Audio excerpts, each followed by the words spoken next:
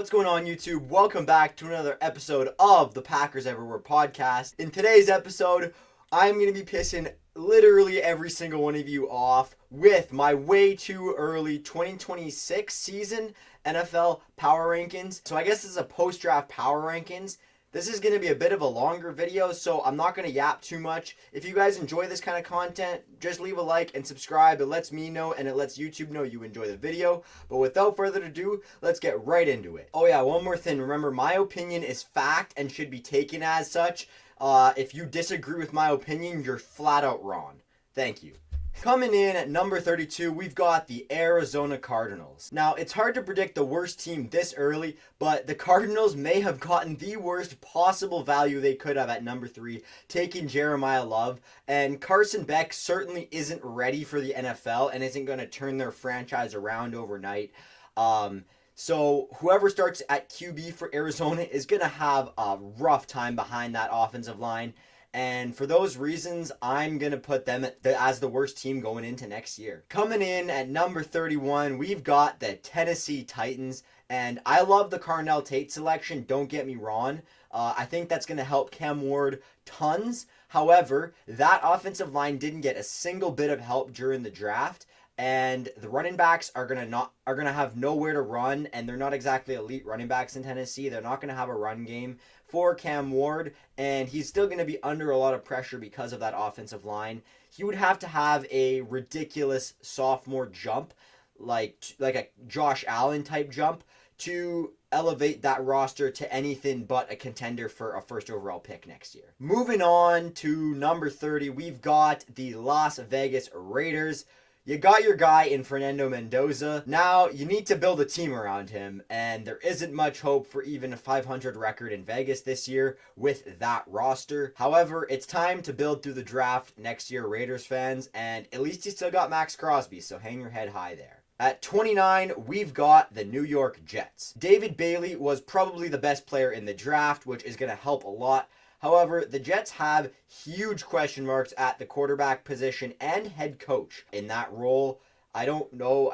They're still rostering Aaron Glenn. I don't think he's going to elevate them. The fact that they drafted a receiver and Kenyon Sadiq should help whoever is playing quarterback, whether it's Geno Smith or possibly Russell Wilson. There's rumblings of him signing there to be his backup. However, I don't think that the Jets are going to turn their franchise around next year. They need Arch Manning. Moving on to number 28, we've got the Miami Dolphins. And Malik Willis, actually, maybe I'm a little bit biased, I'm a Packers fan. However, I did get to watch him a lot last year. He's an amazing addition, especially pairing him with ex-Packers defensive coordinator Jeff Hafley in Miami. However, the offensive line around him is completely gutted, and the offense around him is completely gutted. They did take Caden Proctor, which I think is actually a smart pick if you want Malik Willis to have a chance next year, because the offensive line is awful. However, the Miami Dolphins are obviously hopping into a rebuild next year since they traded away Jalen Waddle and have made it very obvious they have no plans of winning more than 5 games next year. At number 27, we've got the New Orleans Saints. Now, Jordan Tyson should provide some relief for always injured Chris Olave and Tyler Shuck. However, the defense is nowhere near where it needs to be to compete. But at least that draft pick, I think, should tell us for sure if Tyler Shuck is the guy, and should help us understand truly how good Chris Olave is now that he's not the only competent receiver there. I think overall it's the best. That pick was really good for their franchise long term, but it's not going to help their win-loss record right away. For that reason, I have them all the way near the bottom of the power rankings. At 26, we've got the Atlanta Falcons, and without a first-round pick, the Falcons actually did pretty well to improve their roster this offseason. However, I question whether key players like Michael Penix and Drake London will take actual steps forward in the right direction to truly elevate the roster the Falcons have. I really think it's cool, and I'm rooting for the Terrell brothers that they could be like a CB1, CB2 duo in the future, because that'd be pretty sick. Like, just to have a family or 2 brothers locking down both sides of the field. And I actually think Avion Terrell is actually an excellent pick in the second round there. I would have loved him on my Packers. However, I'm very happy with Brendan Cisse. The Atlanta Falcons, solid offseason, but I don't believe that they'll be anything higher than a bottom 10 team next year. Although the silver lining for them, they are in an absolute poverty division, so maybe they can squeak in not even a wild card, maybe they can win the division. At number 25, we've got the New York Giants. Now, Jackson Dart and Cam Skattebo may be the most entertaining duo in the league on and off the field, but drafting 3 top 5 edge rushers in a short period of time and trading for Brian Burns is starting to look more than questionable, especially with the departure of Dexter Lawrence. You kind of got way too many needs on the edge and not enough guys up the middle right now. There is a lot of talent on this roster for sure, but will it be unlocked this year and utilized properly to propel them into the playoffs is the question. They also reside in a really tough division with the Cowboys. I mean, you got Jaden Daniels as well on the Commanders. That's another bottom feeder that maybe has more potential than them, which we'll get into right after this. Number 24, we do have the Washington Commanders. Jaden Daniels is the guy, and he's proven he can take them anywhere.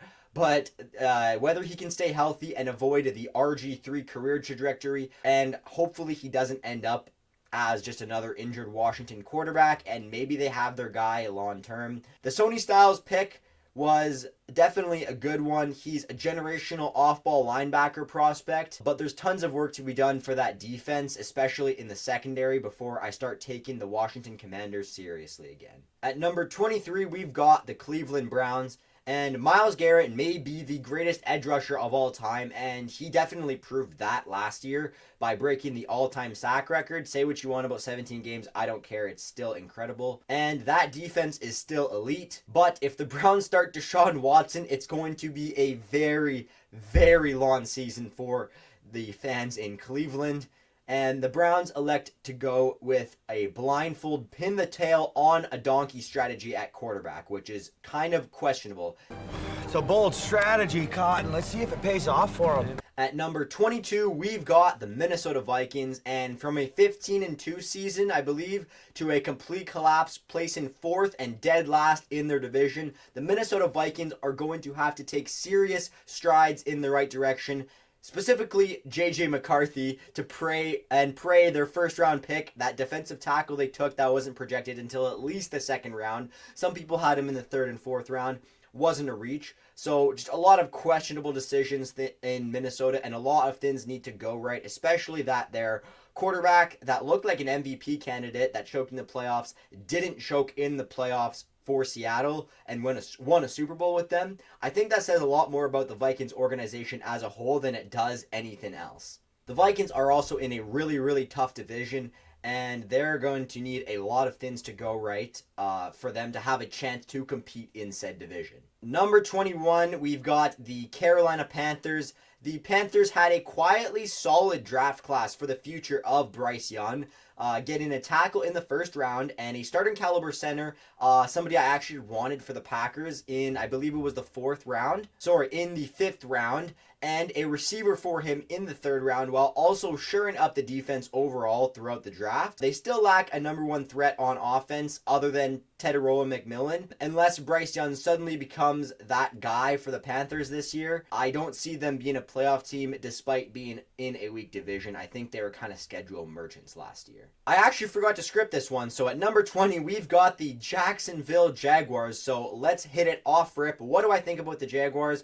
I think Trevor Lawrence needs to prove he's not kind of a Justin Herbert kind of quarterback where he can actually get it done when it matters most. I love the roster construction overall. I think they have a really sound team, and I think Doug Peterson's also a great head coach. However, Brian Thomas Jr. has to be that guy, and I think that trading up for Travis Hunter to just use him as a corner is more than questionable because he's not... what makes him special is that he plays both sides of the ball. Not that he's elite at both sides of the ball, just that he can play both sides of the ball, and he's a really, really good player at both sides of the ball. All in all, I don't believe Trevor Lawrence or that offensive line is going to be great. They also lost Travis Etienne this offseason, and I think that's going to hurt them more than they realize, even though Bashal Tutin's actually really good. But yeah, the Jacksonville Jaguars, likely a bottom 10 team, perhaps able to take advantage of like a weak-ish division, although the Texans are a solid team for sure, especially that defense. Now at number 19, we've got the Pittsburgh Steelers. Now the Steelers could actually be in some fortunate trouble next season. What do I mean by that? Well, they desperately need to be a bottom 10 team to actually add some elite talent. They obviously have been eternally mid for about the past 10 years, it seems, since Big Ben started to decline. They need to probably start losing games to actually draft their franchise guy, and being a bottom 10 team next year could actually play to their advantage in a QB class that features Arch Manning along with some other elite names like Marcel Reed, potentially Lenora Sellers, I believe, would be up there. And I'm not super in touch with college football, but I know that next year's class is definitely a deeper quarterback class than this year's. So it could actually play right into Pittsburgh's hands to not be as good of a team as usual next year. However, it's going to suck for the fans and maybe take some getting used to. The Rodgers drama is definitely going to make management's ability to make decisions about the franchise's future a lot more difficult, because he doesn't know if he's going to play. He's obviously off in some South American country doing some drugs with, whoever he wants. At number 18, we've got the San Francisco 49ers, and I honestly don't know what to make of this team. On paper, they still have the same roster that got them to the Super Bowl, but I don't want to call them Super Bowl contenders because they're a walking hospital as usual, and they always seem to find a way to underachieve every year. Is Purdy their guy? I really don't know. Will CMC stay healthy? Also don't know. And what the hell happened to Brandon Ayuk? The Niners have a lot of problems right now in the organization that they need to solve, but there's so many questions that will only be answered, I guess, on the field next year. So for that reason, I have the Niners kind of at the bottom of the midsection of teams in the NFL. Now at 17, and it feels weird to say this, but I have the Kansas City Chiefs. Is it the end of the Evil Empire, or Evil Empire Part 2? Or were the Chiefs and Mahomes only taking a year off? Well, I guess we'll find out. Trading up for Mansour Delane at 6 was bold, but he could be just as good, if not better than McDuffie was. He is a really good corner prospect. And Kansas City went defense heavy in the draft, basically saying they trust Mahomes fully to run the offense with a bunch of bums out there. And they're going to just give Steve Spagnuolo all the weapons on defense to had that Tom Brady-esque elite defense that they did in New England during their reign of terror. I guess we'll have to see if he truly is as good as Brady or not, if he can work with a bunch of bums to be on that level and contend. Number 16, we've got the Indianapolis Colts. Daniel Jones' health is probably the number one thing on every Colts fan's minds right now. The big question for next season is, will he regain the elite level of play he found during the first 8 weeks of this season, or was it all just a fluke? And will the Colts actually contend next year is a big question. That Sauce Gardner trade was bold, and right now it doesn't look super smart. However, I think long term, if that Daniel Jones does regain that elite caliber play, it'll make all the sense in the end. So I guess we'll just have another one of those teams that we have to wait and see what they'll be next year. At number 15, we've got the Dallas Cowboys, and I didn't expect to rank them this high, but Jerry Jones actually took his meds on draft day, because the Dallas Cowboys traded up to get possibly the best player in the class outside of maybe David Bailey. And that player happened to be a huge need at safety for the Cowboys, because they allowed Russell Wilson to throw for 400 yards with the Giants roster last year when Malik Neighbors was already hurt. And Caleb Downs is only going to make that better. Yeah, if they can figure out the George Pickens situation with the franchise tag, I truly believe Dallas could make noise in the NFC and potentially be a wild card team or a playoff team, potentially even win that division this year if the Eagles mess up the A.J. Brown situation right now. I think that Jerry Jones actually may have saved the Cowboys offseason right now. At number 14, we've got the Detroit Lions, and Jared Goff is only getting older. The offensive line is also starting to retire, and they're starting to miss more and more pieces. Decker, their center, was really good. Ragnow, I think they've both departed already or are in the process of departing, because the Lions drafted a tackle in the first round, kind of Green Bay Packers-esque this year. And their new coordinators did not fill the void that Aaron Glenn and Ben Johnson left when they departed for greener pastures, although Aaron Glenn could be on his way back to Detroit sooner than we might realize, given the fact that he's not doing too hot in New York right now. However, Johnson looks like one of the best coaches and play callers in the entire league, and his departure to a division rival is going to haunt them until he retires in Chicago or gets fired, which I don't see happening anytime soon.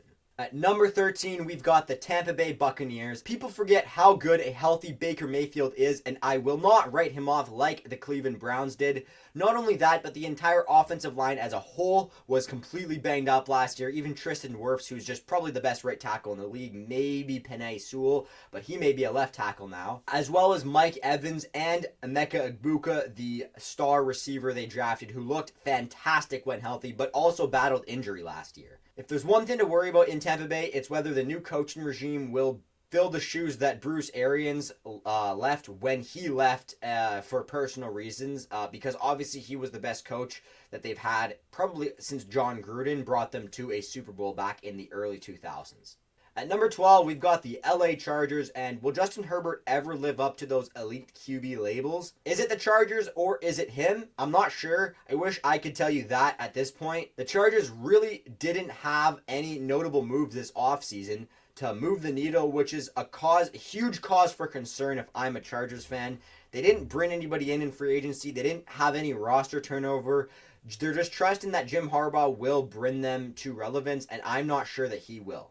They're also in an extremely tough division because not only do you have to deal with the Denver Broncos, who probably should have made it to the Super Bowl last year, you also have to deal with the relentless Kansas City Chiefs, who have Patrick Mahomes, if you know who that is.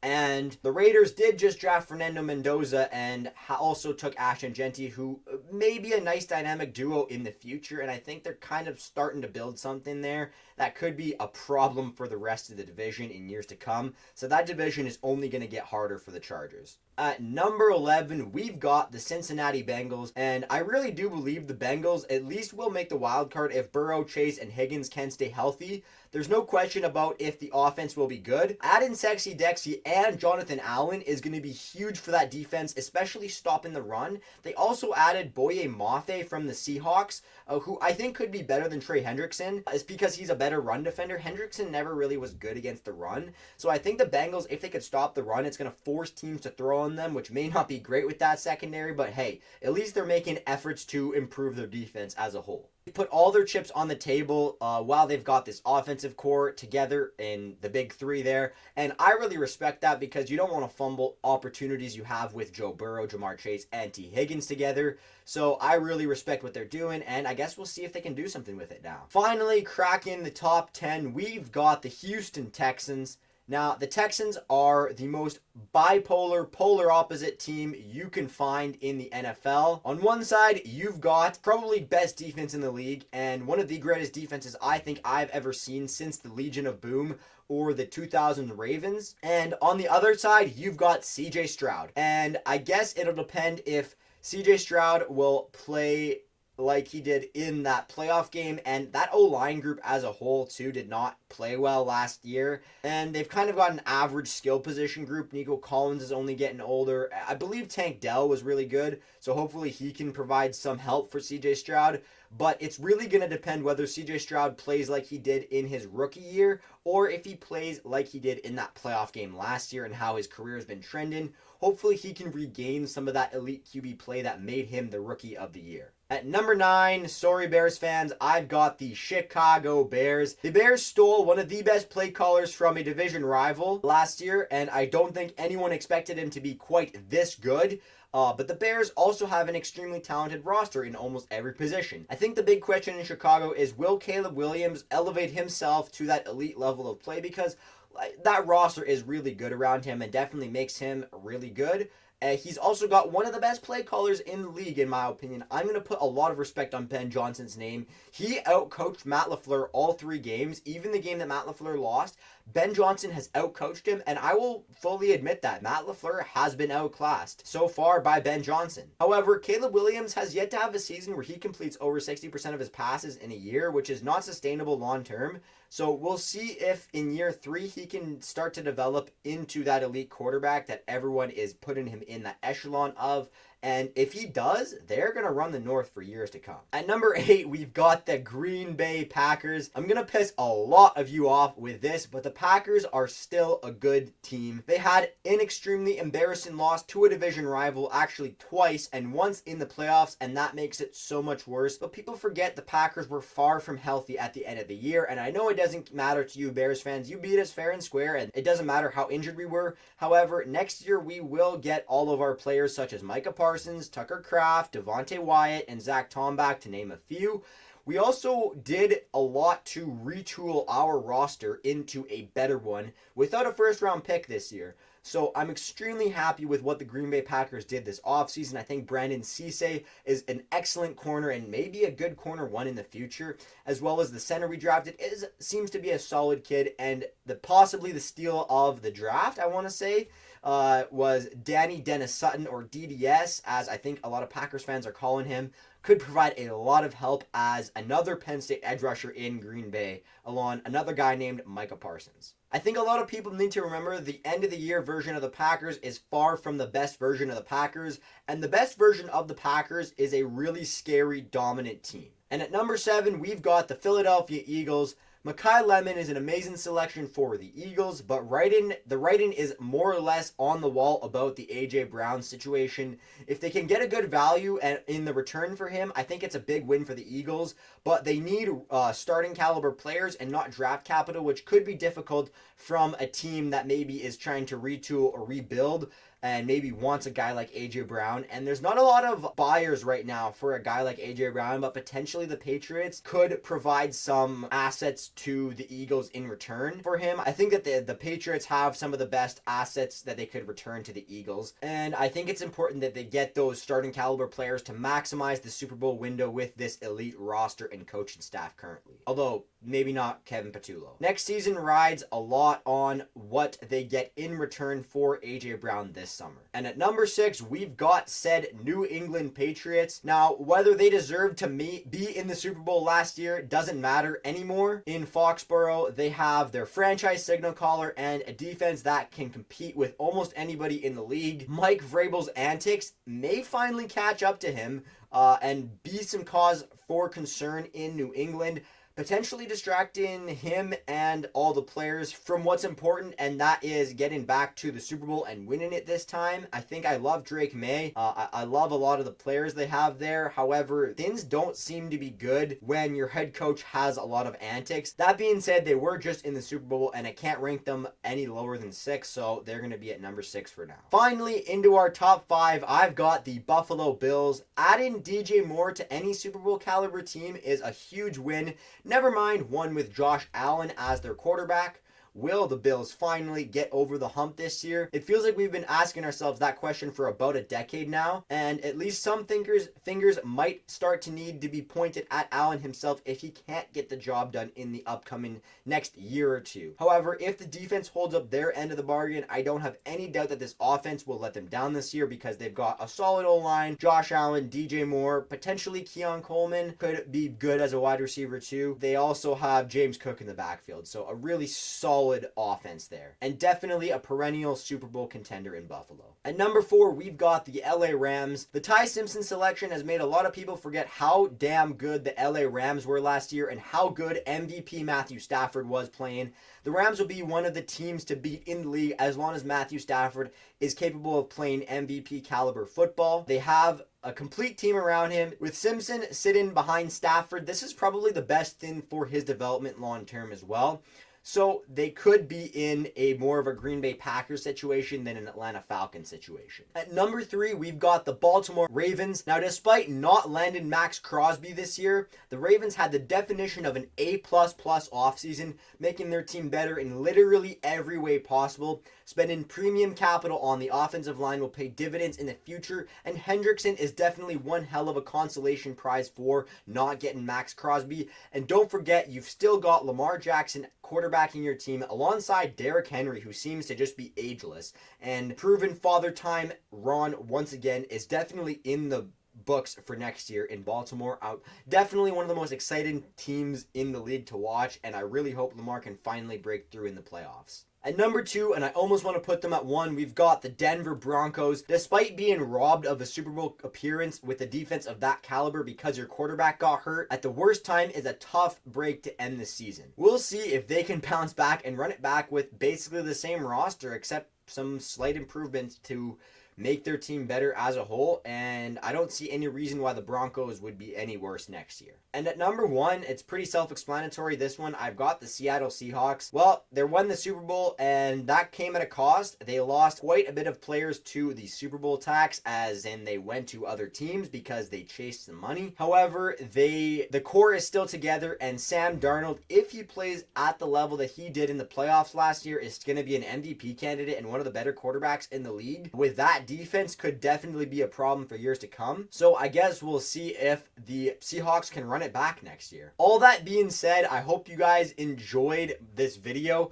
If I pissed you off, leave a like and definitely go let me know exactly what you disagree with in the comment section down below. And remember, my opinion is fact. If you disagree with me, you're just wrong. But anyway, I really do hope you guys enjoy my content. If you guys do, again, please leave a like and subscribe. It lets YouTube know you guys enjoy the video, and letting YouTube know you enjoy the video is the best way of letting me know you guys enjoy my videos. So go leave a like, go leave a comment, let me know you enjoyed it. And I really appreciate you guys watching. If you made it this long, leave something in the comments. Just leave the letter N in the comments down below if you made it this far. And I really appreciate you guys watching. So I will see you guys in the next video. So see ya.